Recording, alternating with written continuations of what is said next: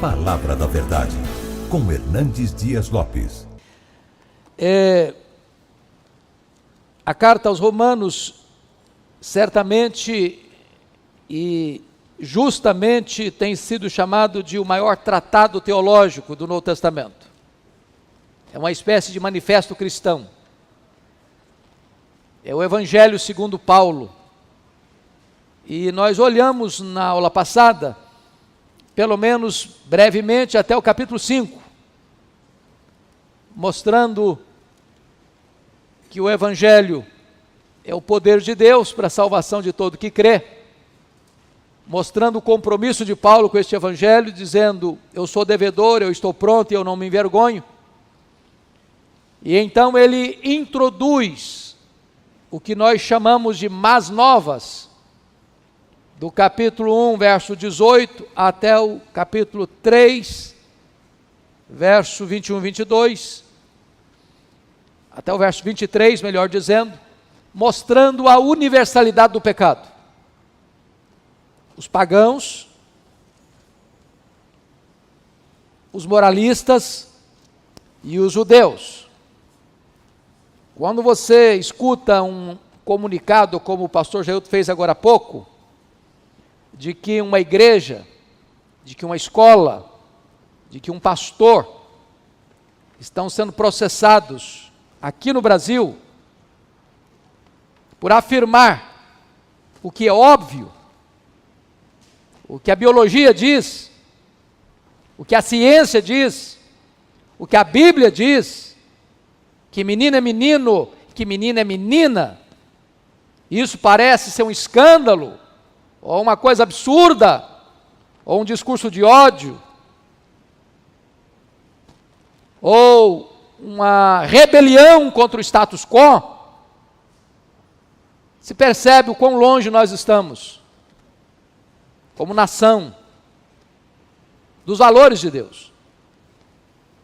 Então, este é o argumento que Paulo usou no capítulo 1, versos 18 a 32, que os homens, ao rejeitarem o conhecimento de Deus, caíram na idolatria. Ao caírem na idolatria, caíram na imoralidade.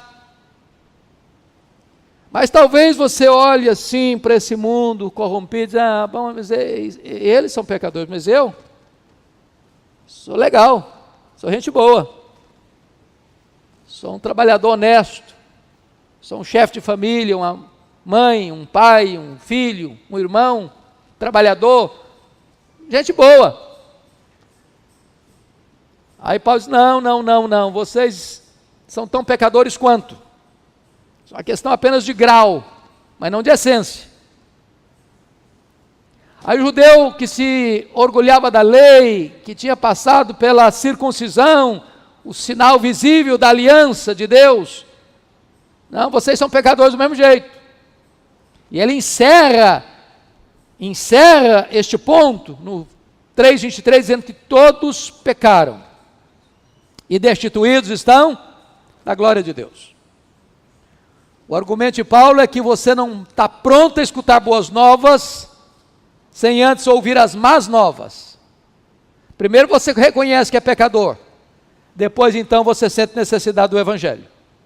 Aí Paulo abre sobre o Evangelho, a partir de Romanos 3:24, mostrando a doutrina da justificação pela fé, mostrando que a justificação não é pela lei, pela observância da lei, não que a lei seja um problema, não que a lei seja pecado, a lei é santa, é justa, é espiritual. O problema é que a lei não foi dada para nós com o propósito de salvação, não.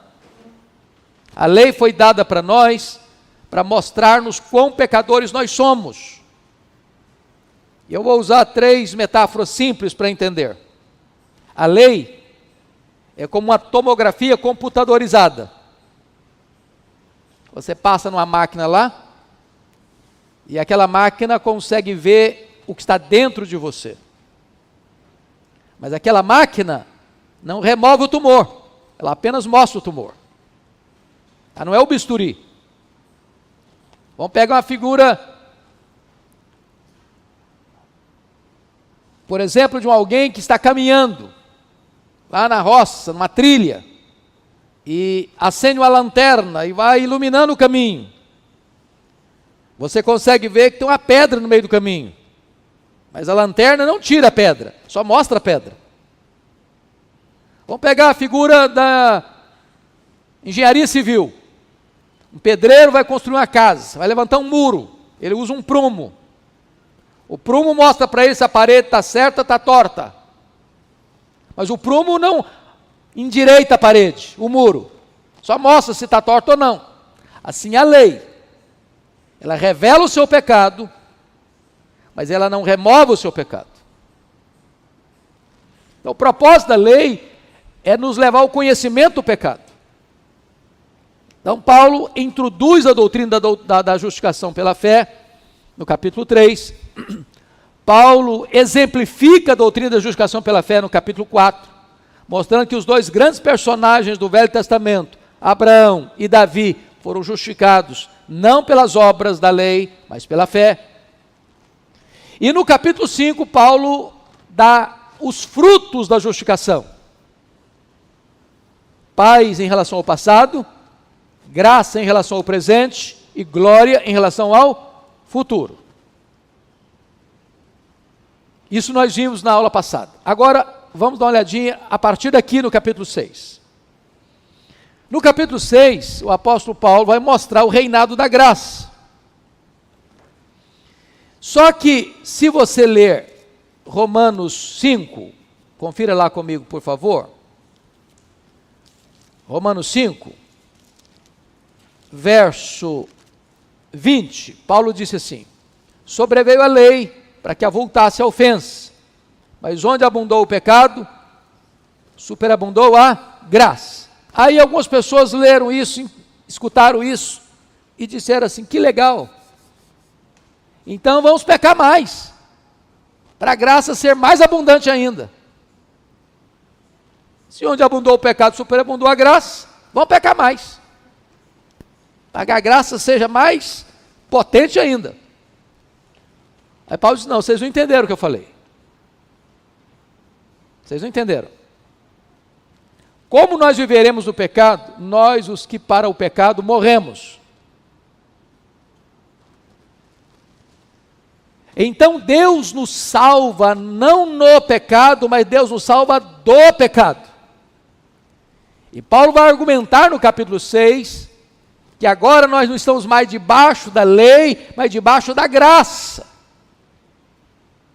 Não para vivermos sob o reinado do pecado, mas sob o domínio da graça. E eu queria destacar 3 palavras aí no capítulo 6, que penso ser o resumo deste capítulo. Primeira palavra, o primeiro verbo, está aí, preste atenção, no verso de número 6. Sabendo isso. Sabendo isso o quê? Que foi crucificado com ele o nosso velho homem, para que o corpo do pecado seja destruído, e não servamos o pecado como escravos. Você tem que saber isso. Isso é matéria de cognição, de conhecimento, de entendimento. A nossa fé não é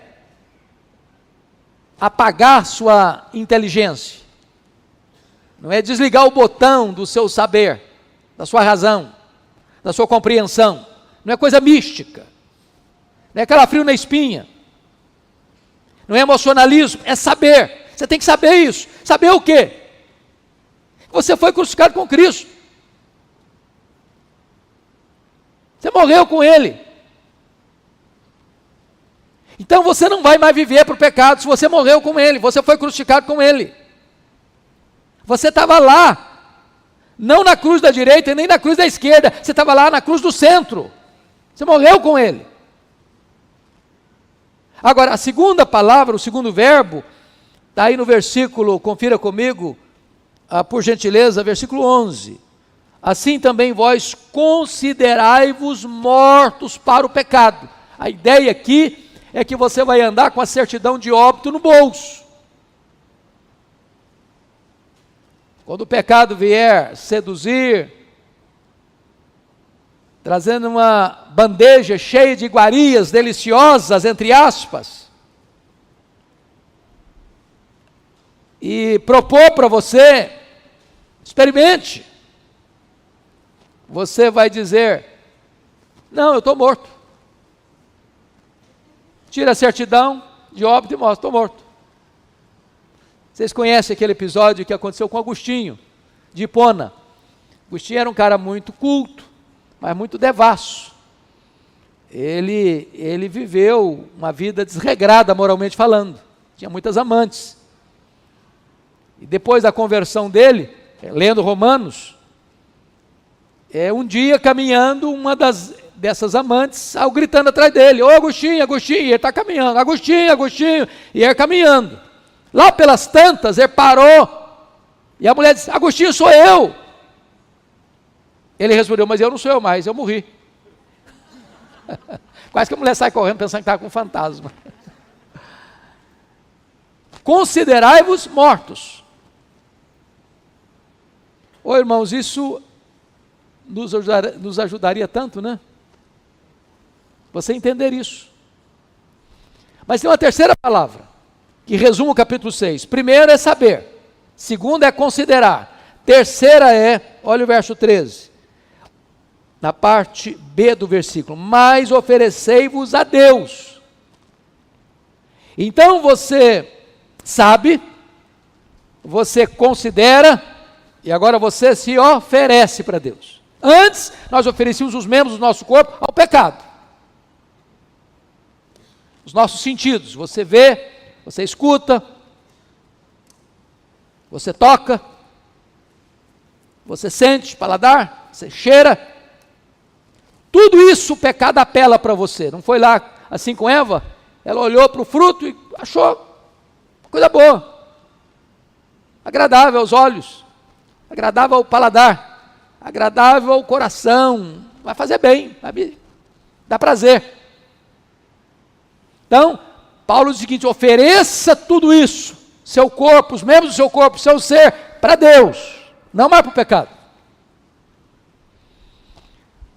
Quando chega no capítulo 7, e eu estou passando bem panorâmico mesmo.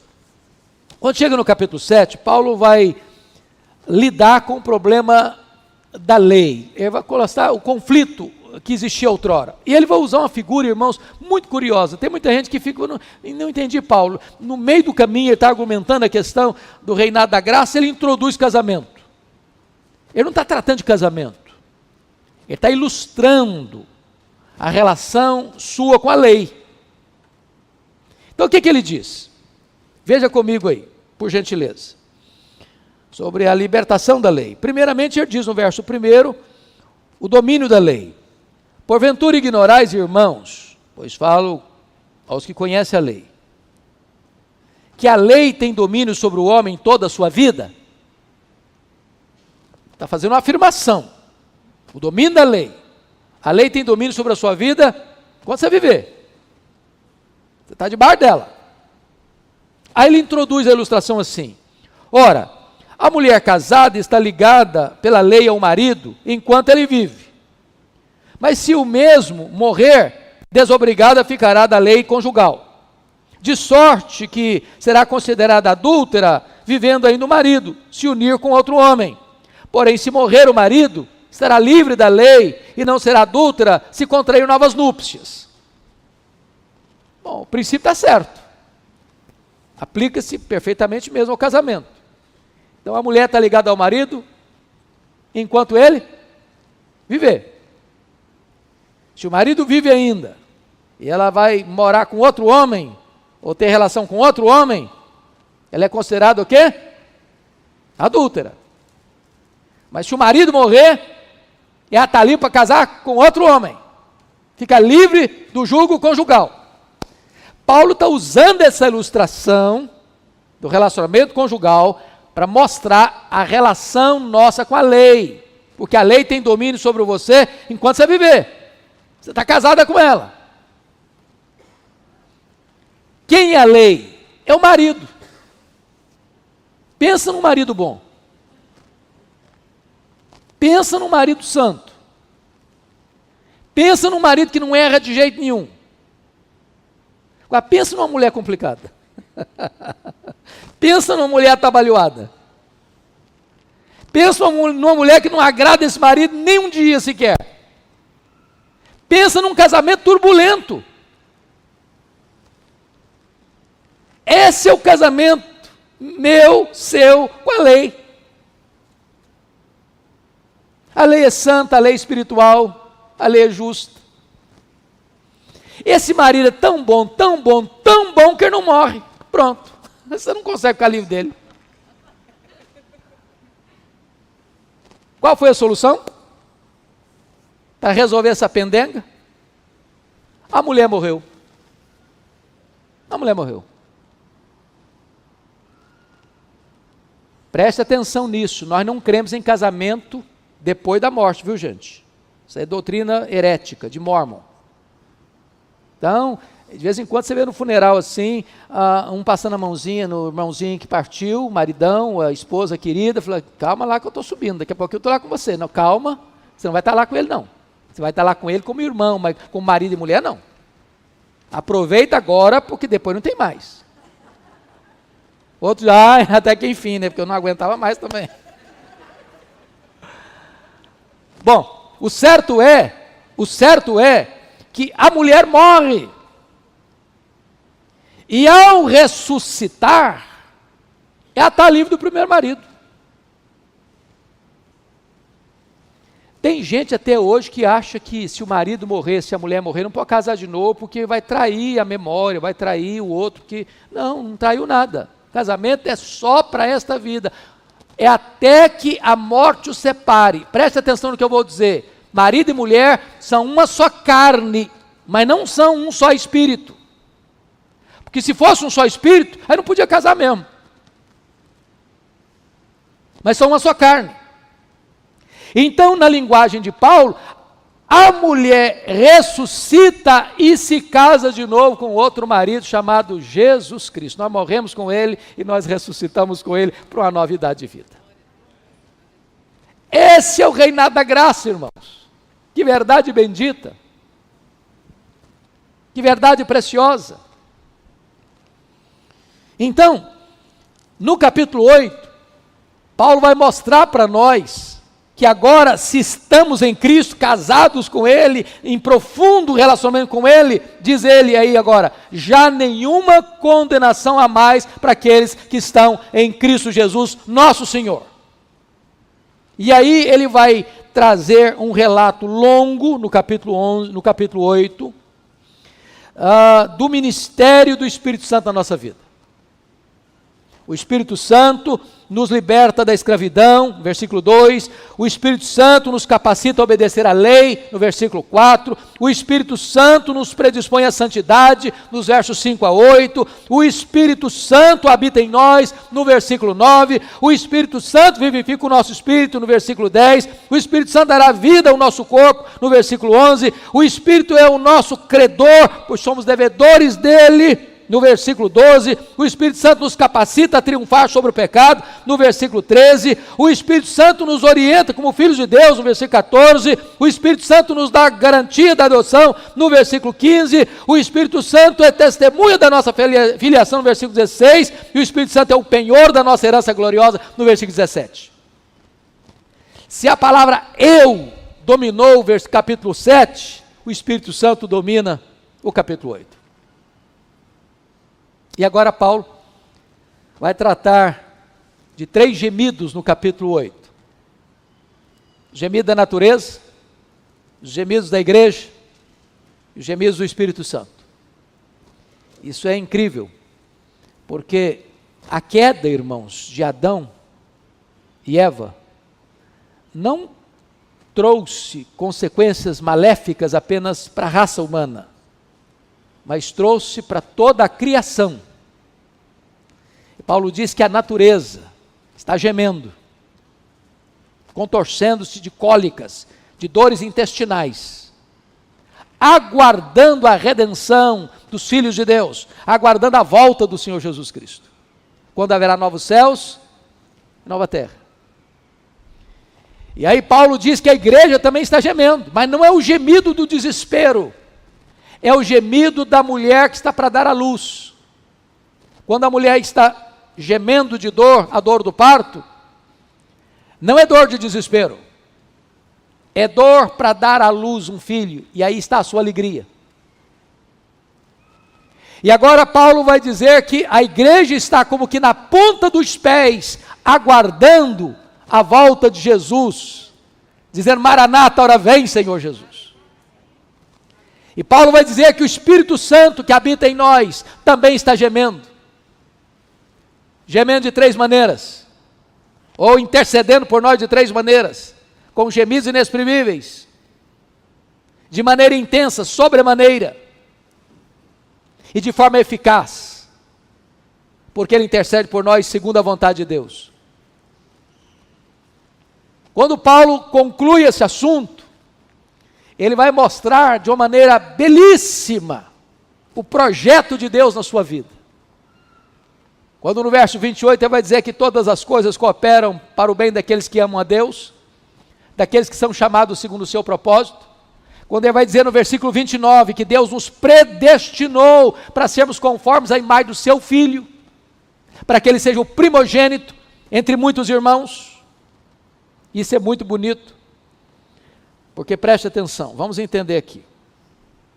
O que diz João 3,16? Deus amou o mundo de tal maneira que deu o seu Filho unigênito. Mas aí Jesus Cristo veio, morreu na cruz, e ao ressuscitar, e enviar o Espírito Santo, agora temos muitos outros filhos de Deus. Lembra da vara seca de Arão que floresceu? E arrebentou em amêndoas maduras? Pois agora esta amendoeira é a igreja. Você e eu começamos a nascer como filhos de Deus. E agora Jesus nos é apresentado não mais como o unigênito, mas como o primogênito entre muitos irmãos. Então você é filho de Deus. É claro que não na mesma categoria ou substância de Jesus. Porque embora você e eu sejamos filhos de Deus, nós nunca seremos participantes no sentido dos atributos que só Deus os tem. Há atributos que Deus tem, não repartiu, nem repartirá, nem com anjos, nem com a igreja. Quais são esses atributos? Só Deus é autoexistente, só Deus é imenso, só Deus é infinito, só Deus é eterno, só Deus é imutável, só Deus é onipotente, só Deus é onipresente, só Deus é onisciente, só Deus é transcendente, só Deus é soberano. Porém, nós seremos filhos de Deus, membros da família de Deus. E aí Paulo vai introduzir o versículo que é considerado a corrente, os elos da corrente da graça, no verso 30. Aos que Deus predestinou, a esses Deus também chamou, aos que chamou, a esses também justificou, aos que justificou, a esses também glorificou. Então, se você olhar, você está indo de ponta a ponta, de eternidade a eternidade. A gente não compreende bem essas coisas logicamente, porque é como se houvesse eternidade pretérita e eternidade futura, e no meio, o tempo, a história. Quando é que Deus escolheu você? Antes da fundação do mundo. Aí Ele cria, aí acontece a queda, e aí acontece a história da redenção. E nessa história da redenção, o Deus que predestinou você, chamou você. E esse Deus que chamou você, justificou você.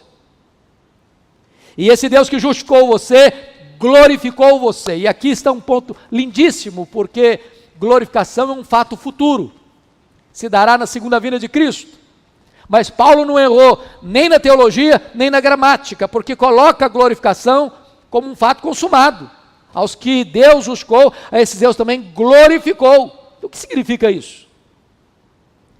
Significa que Deus não usa rascunho nos seus planos. Deus não precisa fazer upgrade nos seus planos. Deus não precisa atualizar seus planos. O plano de Deus é eterno, imutável, não pode ser frustrado. Se Deus predestinou você, se Deus chamou você, se Deus justificou você, na mente dEle, nos decretos dEle, você já está glorificado. Sua salvação não corre risco.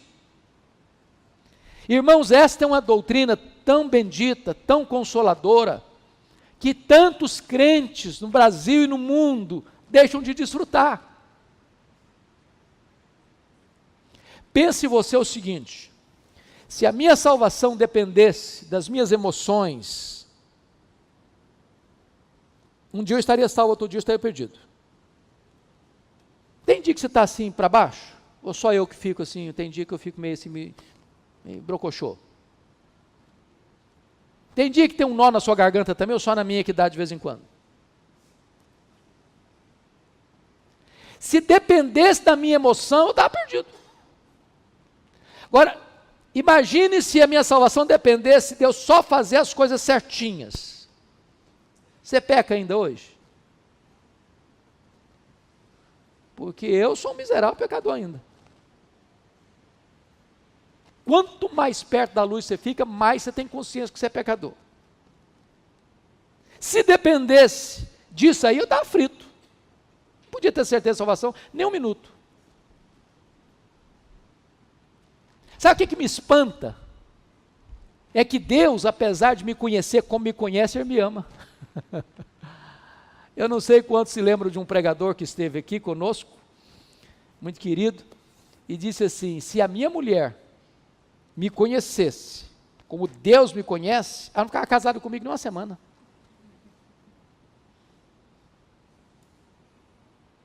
Porque nem eu me conheço. Eu fico pasmo comigo mesmo algumas vezes. Deus me conhece por dentro, por fora, Ele conhece a minha palavra antes de eu falar, Ele conhece os meus pensamentos antes deles virem à minha cabeça. E Ele me ama assim mesmo. E a minha salvação está segura, não é por aquilo que eu fiz, é por aquilo que Ele fez. A garantia da nossa salvação, irmãos, está nas mãos de Deus, é Ele que conhece os que lhe pertencem. Ele quem dá salvação, Ele quem predestina, Ele quem chama, Ele quem regenera, Ele quem converte, Ele quem justifica, Ele quem sela, Ele quem dá a santificação, Ele quem dá o arrependimento para a vida, Ele quem glorifica, Ele que faz tudo. Então descobrir à luz das Escrituras essa verdade traz paz. Agora, algumas pessoas rejeitam essa doutrina, sabe por quê? Porque não entendem. Que quando eu vou escutar, quando eu vou conversar com algumas pessoas que não, esse negócio de ter certeza da salvação, isso é arrogância, isso é soberba, isso aí leva o crente a ficar relaxado, isso leva o crente a ser um crente capenga, isso leva o crente a viver uma vida descuidada, isso não ajuda a pessoa na santificação, na vigilância, entendeu? Tudo errado. A perseverança da salvação, irmãos, não é uma licença para a gente viver uma vida relaxada, não. Não. Deus nos escolheu para sermos santos, irrepreensíveis. Deus nos salvou, não no pecado, mas do pecado. De tal maneira que se alguém serve dessa doutrina, pois não, estou salvo, deixa eu viver minha vidinha, deixa a vida me levar, no final vai dar tudo certo, Deus é misericordioso, vai tudo resolvido, eu posso viver o que eu quiser, e não vai ter nada de consequência, porque a minha salvação está garantida mesmo. Esse não é o pensamento de um crente, não. Não. Se uma pessoa está pensando assim, o problema dela é que ela nunca foi salva. Quem foi salvo não ama mais o pecado, não faz provisão para o pecado, ele peca mesmo, mas ele não gosta do pecado, ele peca e fica triste, ele peca, meu Deus, tem misericórdia de mim, ele se arrepende, ele confessa, ele abandona, ele larga para lá. E aí Paulo vai trazer no capítulo 8 ainda as 5 perguntas retóricas. Se Deus é por nós, quem será contra nós? Aquele que não poupou seu próprio filho, antes por todos nós o entregou, porventura não nos dará graciosamente com ele todas as coisas? Quem tentará acusação contra os eleitos de Deus? É Deus que os justifica. Quem os condenará? É Cristo Jesus, quem morreu antes, quem ressuscitou, o qual está à destra de Deus, também intercede por nós. Quem nos separará do amor de Deus que está em Cristo Jesus? Será tribulação, ou perseguição, ou angústia, ou nudez, ou perigo, ou fome, ou espada? Somos mais do que vencedores por meio de todas essas coisas. Eu estou certo que nem a morte, nem a vida, nem anjos, nem principados, nem poderes, nem altura, nem profundidade, nem qualquer outra criatura poderá separar-nos do amor de Deus que tem em Cristo Jesus, nosso Senhor. Segurança. Segurança. No capítulo 9, Paulo vai tratar da eleição de Israel. Ele desejou ser anátema, para que o seu povo fosse salvo. Paulo era aquele pregador de olhos molhados e coração quebrado. Eu concordo com o Dr. Mark Lloyd Jones, quando ele disse que uma coisa é você amar a pregação, outra coisa é você amar as pessoas para quem você prega. Nós deveríamos pregar com os olhos molhados, como se estivéssemos pregando a última mensagem da vida para alguém que está morrendo, com esse senso de urgência. Paulo retrata então a gloriosa doutrina da eleição de Israel. No capítulo 10, ele trata do pecado de Israel. No 9 ele olha para trás, no 10 ele olha para o presente, e no 11 ele olha para a restauração de Israel, ele olha para o futuro. E o capítulo 11 talvez seja o capítulo mais complexo de Romanos. Aliás, se você der uma olhadinha na Bíblia, parece que o capítulo 11 é o capítulo complicado da Bíblia. Por exemplo, você pega o capítulo 11 de Neemias. Quando estava expondo Neemias aqui, eu confesso para vocês, pastor Daniel, que eu gemi. E estava chegando quarta-feira, que a gente fazia exposição na quarta-feira, estava chegando quarta-feira, eu não entendi o capítulo. E lia, e buscava, e lia mais um comentário, e lia outro, e não entendi. Eu falei, meu Deus, eu vou fazer o que quarta-feira? É complicadíssimo. É complicadíssimo. Mas se você for para Daniel 11, é pior ainda. Daniel 11 é uma pedreira. Daniel 11 é a profecia do período interbíblico. Complicadíssimo. Aí você vai para Romanos 11, você fica pasmo, aí pronto, aí você se desarticula de vez. Mas ele está mostrando o plano futuro de Israel. Se a rebeldia de Israel trouxe salvação para nós, a restauração de Israel talvez traga glorificação para a igreja.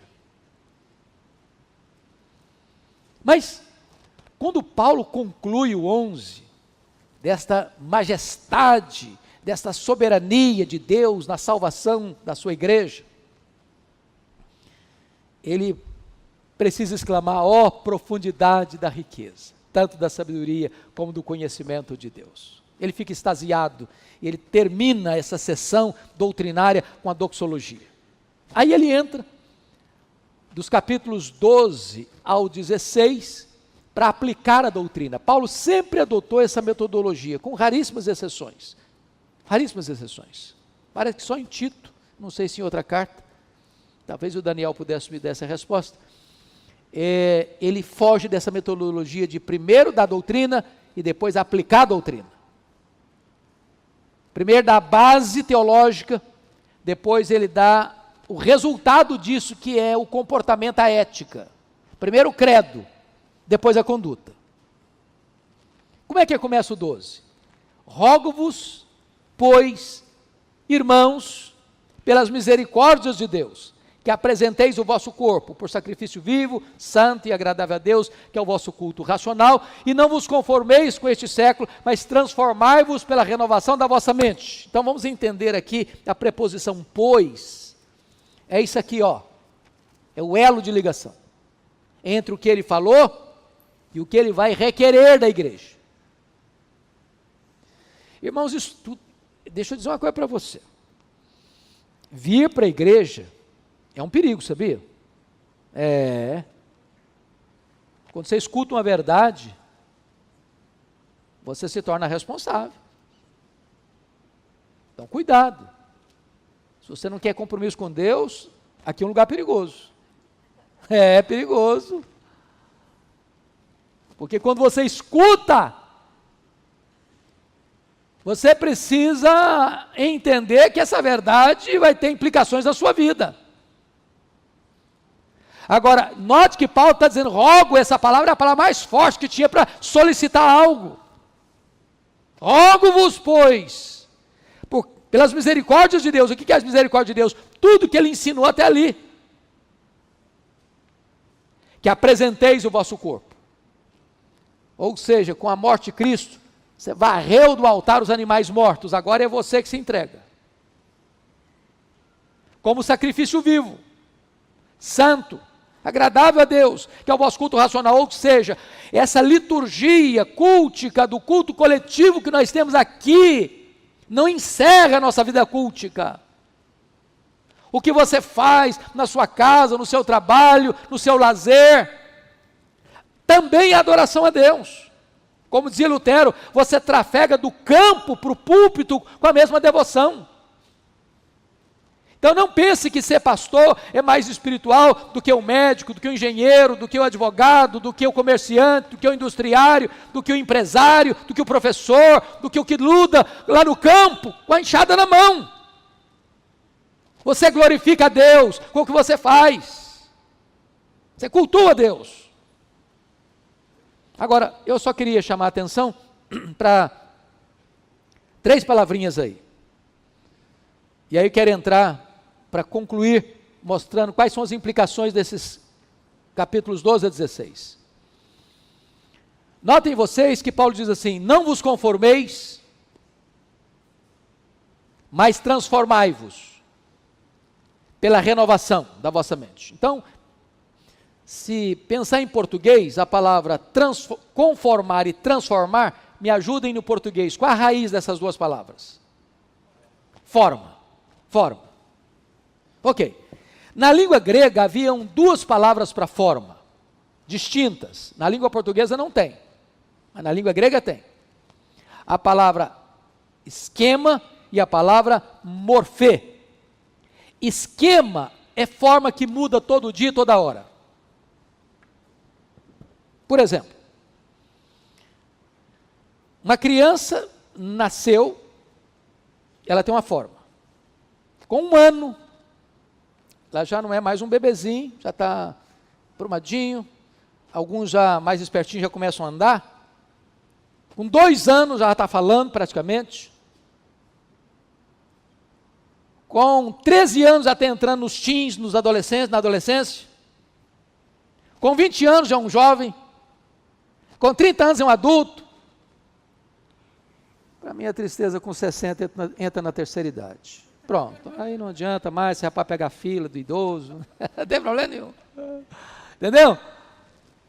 Você muda a forma, é esquema. Agora, vou tirar uma casquinha. O morfê é forma que não muda. Menino é menino, menina é menina. Deus não erra. Deus não erra. No momento da concepção já está lá o DNA. Vai ser macho, vai ser fêmea.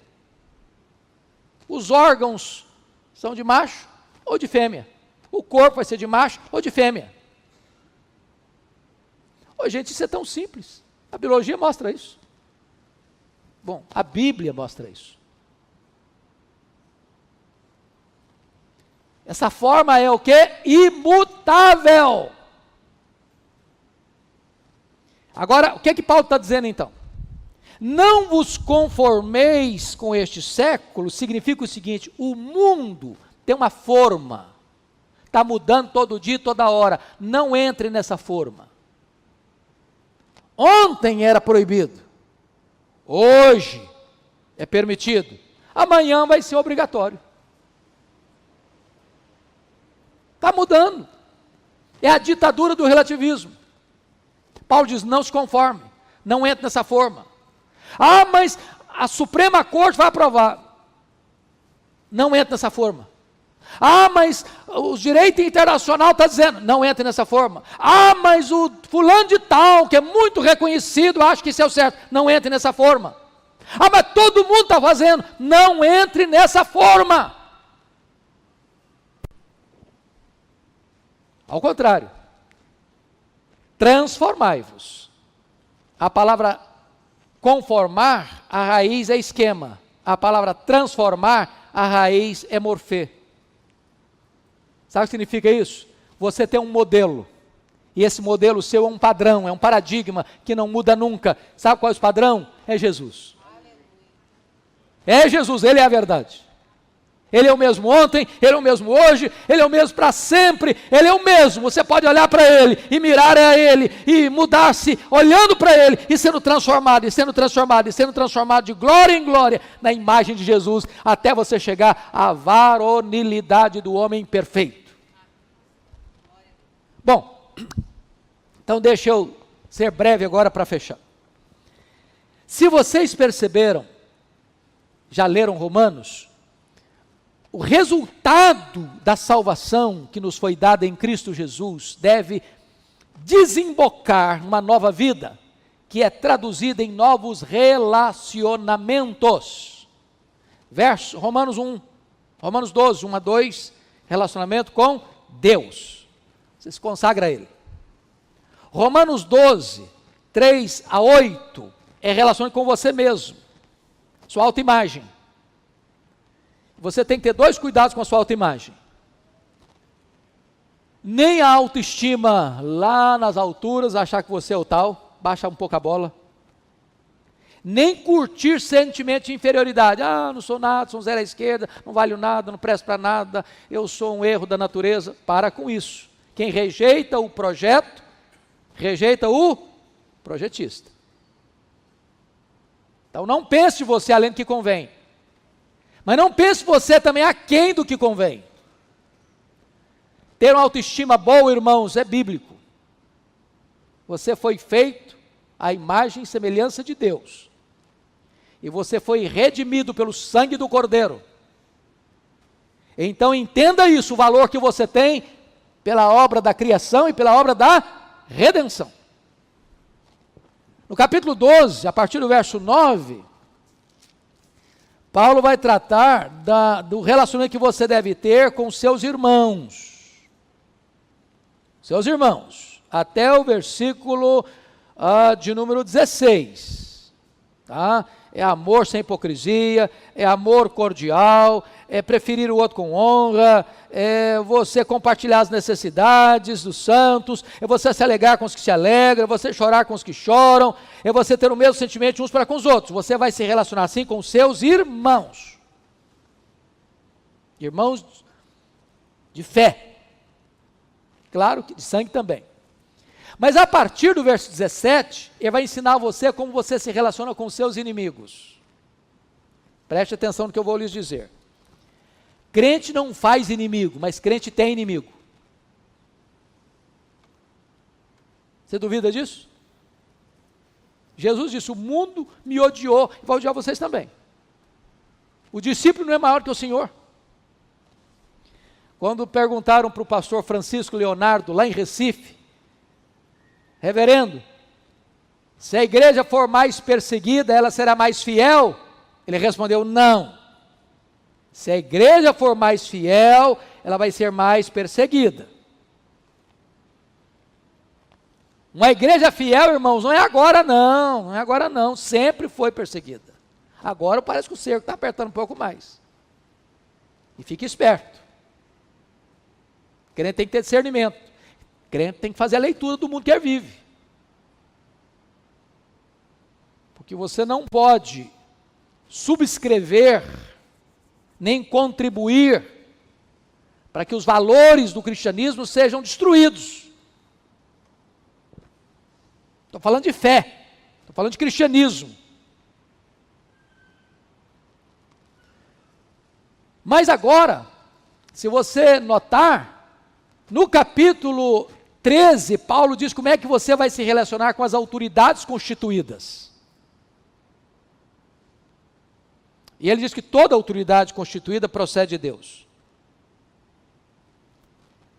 E ele diz que as autoridades constituídas, e pensando aqui na estrutura da nossa república, você tem 3 poderes: executivo, legislativo, judiciário. Tem 2 finalidades: promover o bem e coibir o mal. Quando uma autoridade, seja ela do presidente ao vereador, do governador ao deputado estadual, federal, senador, ou dos juízes nas mais diversas escalões do poder judiciário, em vez de promover o bem, promove o mal, cabe à igreja, como consciência do Estado, levantar sua voz.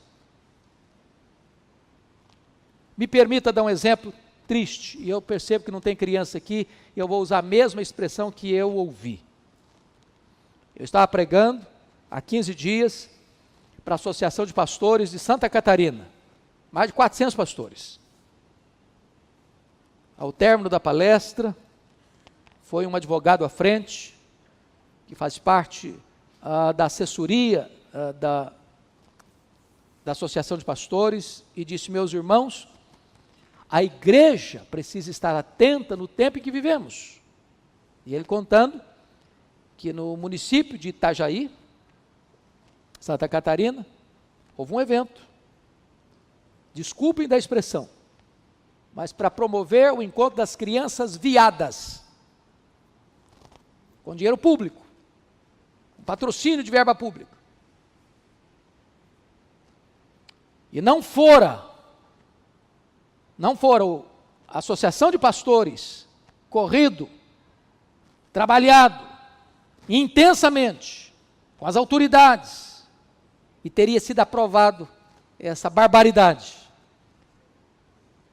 com dinheiro público. Então a igreja, irmãos, ela não defende questão político-partidária, nós não somos palanque, nós não somos curral eleitoral, mas nós somos um povo esclarecido, nós somos um povo antenado, nós somos um povo que faz a leitura do que está acontecendo à nossa volta. Porque cabe à igreja, como os profetas alertaram, é só ler a Bíblia. Os profetas alertaram os governantes, quando eles erravam, quando eles saíam da linha, quando eles deixavam de ser o quê? Diáconos de Deus. Quando a Bíblia diz que as autoridades são ministros de Deus, a palavra lá é diácono. O presidente, os governadores, os senadores, os deputados federais, estaduais, os vereadores, são diáconos de Deus, a favor do povo.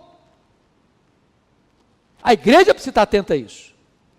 Se vem perseguição ou não, irmãos, isso não é da nossa conta. A igreja sempre foi uma igreja perseguida. Sempre foi. O que a igreja não pode é se acovardar, se calar, se omitir. Aí você vai para o capítulo 14 e 15. E agora Paulo vai orientar como é que a igreja se relaciona com irmãos que pensam diferente de você em coisas secundárias. O problema lá, a questão de comer carne sacrificada aí, comia, não comia. Então havia 2 grupos na igreja, o chamado grupo forte, o chamado grupo fraco. O grupo fraco tinha consciência mais sensível, mais melindrosa, e se escandalizava com qualquer coisa. Os grandes fortes já tinham mais firmeza, mas o que acontece? Os fracos diziam para os fortes: vocês não são crentes, vocês comem carne. Os fortes diziam para os fracos: vocês são os fracotes, vocês não conhecem Bíblia. Aí um julgava o outro. Paulo diz: não, para aí. Quem come não julga quem não come não julga quem come. Você tem que aprender a entender uma coisa, que se o seu irmão está em Cristo, mesmo que não seja da sua igreja, mesmo que não faça parte da sua denominação, mas ele está em Cristo, ele é seu irmão. Eu não estou dizendo que você deve chamar de irmão as seitas heréticas. O que é seita herética? Aquele grupo religioso que nega verdades essenciais da fé cristã. Por exemplo, Se você pega do ponto de vista da escatologia, você tem amilenista, você tem pós-milenista, você tem pré-milenista histórico, você tem dispensacionalista, você tem dispensacionalista, pré-tribulacionista, mesotribulacionista, pós-tribulacionista. Agora, qual é a doutrina? A doutrina é: Jesus voltará. Aí não dá para negociar. Não, Jesus não volta não. Não dá para negociar. Qual a doutrina? Os mortos vão ressuscitar. Não dá para negociar isso. Qual a doutrina? Juízo final. Vai ter juízo, vai ter julgamento. Não, não vai ter juízo não. Não dá para negociar. Não, quem não creu vai ser exterminado, aniquilado, não vai ter inferno não. Não dá para negociar. Vai ter penalidades eternas e bem-aventurança eterna. Isso é doutrina, isso na linguagem jurídica é cláusula pétrea. Não dá para mexer. Agora, se o seu irmão é pré-milenista, ou ele é amilenista, ou ele é pós-milenista, são pontos de vista. Eu sou amilenista convicto, graças a Deus. Acho que é a melhor posição. Mas respeito quem pensa diferente de mim, pronto. Vou para o céu do mesmo jeito, porque fomos ambos salvos pela graça. Isso significa, irmãos, que o reino de Deus é maior do que a nossa igreja, o reino de Deus é maior do que a nossa denominação. Tem que aprender a conviver. E aí Paulo conclui a sua carta, no capítulo 16, com a mais longa lista de saudações. E basicamente ele está ensinando algumas coisas. Você deve ter o coração aberto, as mãos abertas, o bolso aberto, a casa aberta, os lábios abertos, a alma aberta para acolher. Crente é generoso. Não combina crente suvina, mão de vaca, pão duro, que dá tchau assim, ó.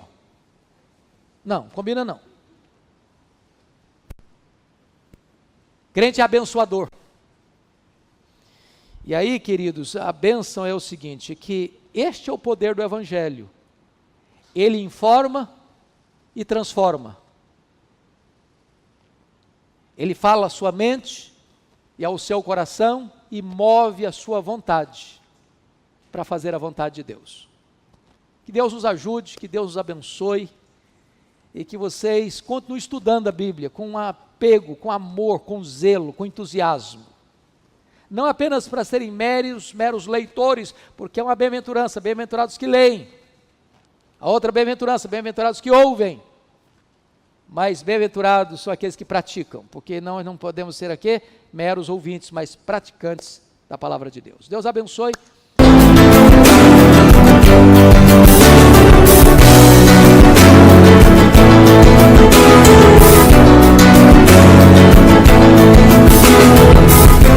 Palavra da Verdade, com Hernandes Dias Lopes.